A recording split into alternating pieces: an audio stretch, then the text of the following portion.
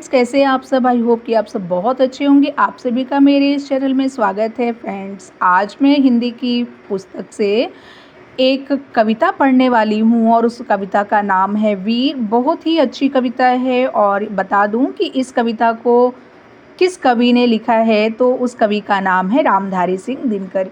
इनको हम सब बहुत अच्छे तरीके से जानते हैं। तो चलिए इस कविता के बारे में कुछ मैं बताती हूँ आपको कि वीर किसी मुसीबत को देखकर पीछे नहीं हटते। और यहाँ पर आपने देखा है ना, ये जो मैं आपको पिक्चर दिखा रही हूँ, यहाँ पर कुछ वीर योद्धा खड़े हैं और ये हमारे देश की रक्षा करते हैं। यहाँ पर आप देख रहे हैं कि किसान है, जो कि एक किसान हल जोतता हुआ दिख रहा है, तो दूसरा किसान अनाज की कटाई करता हुआ और तीसरा अनाज को ढोता हुआ दिखाई दे रहा है। तो दोस्तों, यहाँ पर है क्या बताया गया है कि वीर किसी मुसीबत को देखकर पीछे नहीं हटते हैं, बल्कि साहस और समझदारी के साथ उनका सामना करते हैं। वे अपना लक्ष्य पाने के लिए बड़ी से बड़ी कठिनाइयों को भी पार कर जाते हैं। कोई भी संकट उनका रास्ता नहीं रोक सकता। और इस कविता में बताया गया है कि मनुष्य के अंदर बहुत सारे गुण छिपे हुए होते हैं, बहुत ही प्रतिभा छिपी हुई होती है, बस उसको हम सबको प्रस्तुत करना होता है। तो चलिए इस पाठ को हम पढ़ते हैं और इसका अर्थ भी आपको बताते हैं कि सच है विपत्ति जब आती है, कायर को ही दहलाती है। सुरमा नहीं विचलित होते, क्षण एक नहीं धीरज खोते। विघ्नों को गले लगाते हैं, कांटों में राह बनाते हैं। मुँह से न कभी उफ कहते हैं, संकट का चरण न गहते हैं। जो आ पड़ता सब सहते हैं, उद्योग निरत नित रहते हैं।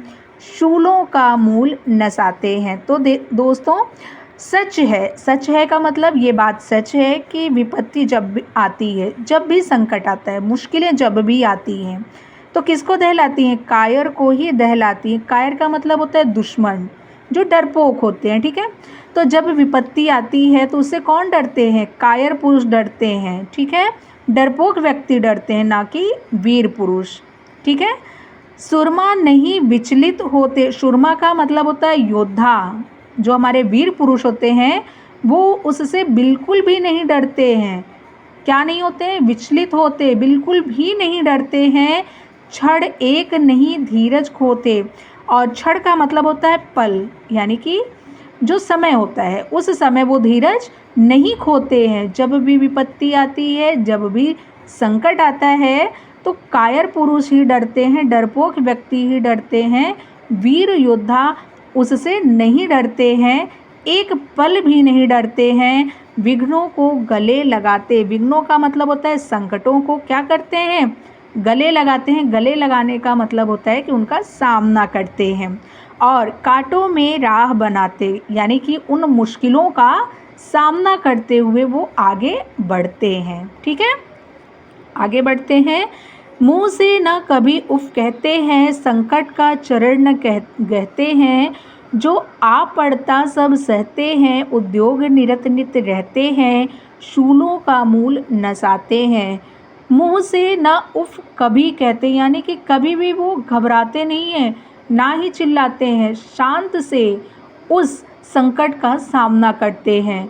संकट का चरण न कहते हैं। चरण का मतलब होता है पड़ाव।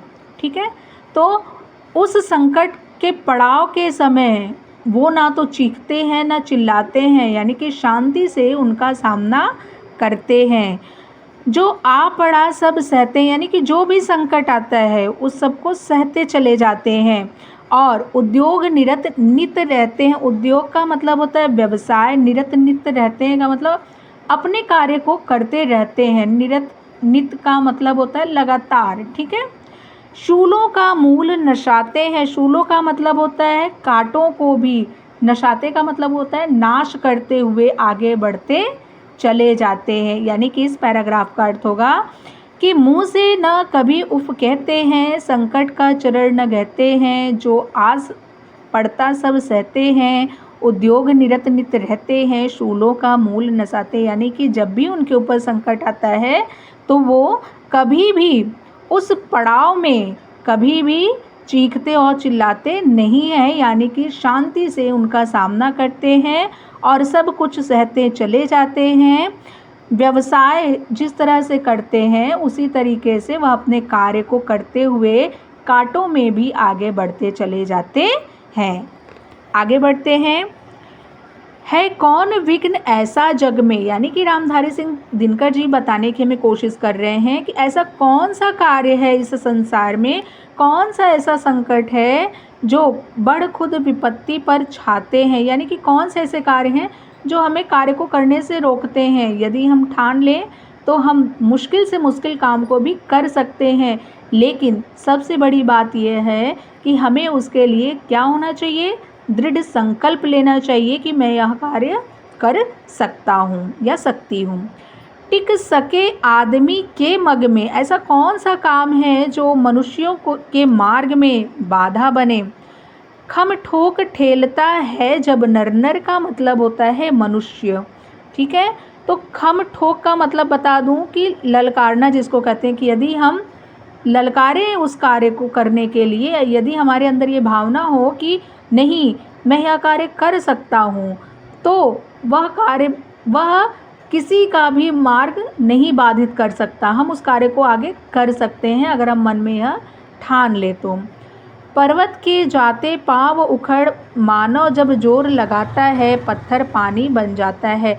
देखिए मैं बताना चाहती हूँ कि अगर मनुष्य चाहे तो पत्थरों में भी रास्ता बना लेता है।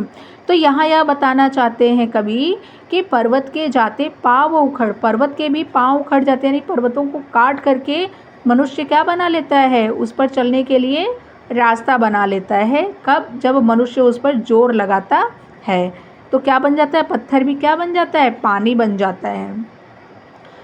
गुण बड़े एक से एक प्रखर है छिपे मानवों के भीतर, यानी कि गुण बड़े, यानी मनुष्यों के अंदर बड़े से बड़े गुण हैं और बहुत अद्भुत अद्भुत गुण हैं, जो बहुत तेज तेज गुण हैं। तेज का मतलब होता है ऐसे ऐसे गुण हैं जिनके बारे में मनुष्य जानता भी नहीं है।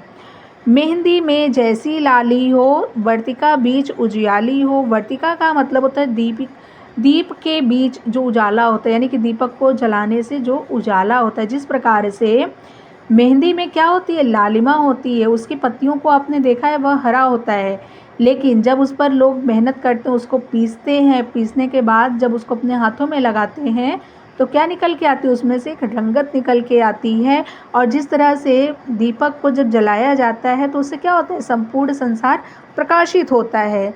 बत्ती जो नहीं जलाता है, यानी कि क्या करना है, यहाँ पर आपको कार्य करना है। जब आप उस कार्य के बारे में जानोगे नहीं, उस कार्य को करोगे नहीं, तो आप नहीं जान सकते कि आपके अंदर कितने गुण हैं। रोशनी नहीं वह पाता है, जो बत्ती को जलाता ही नहीं है, जो दिया को जलाता ही नहीं है, उसे क्या पता कि प्रकाश कितना होगा और कितना दूर तक फैलेगा। इसलिए मनुष्य को सदैव संघर्ष करना चाहिए और कोशिश करना चाहिए कि वह अपने मार्ग को सुदृढ़, मजबूत और अच्छा बनाए। हमेशा अपने अंदर के गुणों को झांकना चाहिए और उस पर निरत कार्य करना चाहिए। तो यह कविता रामधारी सिंह दिनकर जी द्वारा लिखी थी और बहुत ही अच्छी कविता है। मैंने इस कविता के बारे में थोड़ा सा आपको बताया। आपको ये कविता कैसी लगी मुझे कमेंट में ज़रूर बताइएगा। तब तक के लिए बाय बाय।